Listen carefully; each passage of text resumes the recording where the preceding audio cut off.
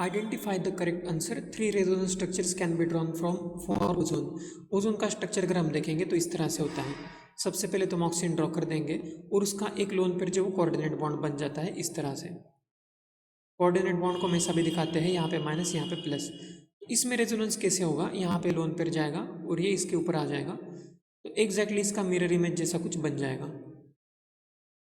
यहाँ पे ये माइनस है और ये प्लस है, तो ये दो ही तो स्ट्रक्चर है और कुछ यहाँ पे तीसरा बनेगा नहीं, तो 3 स्ट्रक्चर तो नहीं है।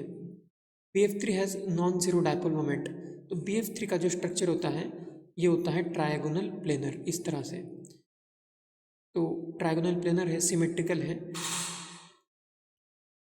तो इसमें हर एक इंडिविजुअल बॉन्ड का डायपोल मोमेंट है, फिर भी टोटल डायपोल मोमेंट जीरो हो जाएगा क्योंकि ये कैंसिल हो जाएगा।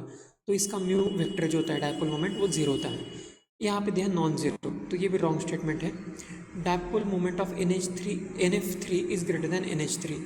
इसको अगर हम ऑब्जर्व करेंगे दोनों कंपाउंड्स को, ये भी सारे जो है वो कॉमन क्वेश्चन से ये डायरेक्ट याद होने चाहिए। NH3 और NF3 को हम कंपेयर करेंगे। NF3 में फ्लोरीन ज़्यादा इलेक्ट्रोनेगेटिव है, तो तीनों बॉन्ड का इस तरह से नीचे के डायरेक्शन में डायपोल होगा। यहाँ पे नाइट्रोजन ज़्यादा इलेक्ट्रोनेगेटिव है, इस तरह से होगा। लोन पेयर का हमेशा लोन पेयर के डायरेक्शन में होता है। तो NH3 में क्या होगा, हाइड्रोजन का, तीनों हाइड्रोजन का ऊपर है, लोन पेयर का भी ऊपर है, तो ये दोनों सब कुछ ऐड होके ये ज़्यादा ही ऊपर हो जाएगा। और यहाँ पे फ्लोरीन, तीनों फ्लोरीन का मिलके नीचे कुछ आएगा रिजल्टेंट, और वो ऊपर का जो लोन पेयर का इससे सब्ट्रैक्ट हो जाएगा। तो इसमें सब्ट्रैक्शन हो रहा है, तो इसका मैग्नीट्यूड जो वो कम हो जाएगा। तो डायपोल मोमेंट NH3 का जो वो ज़्यादा होगा।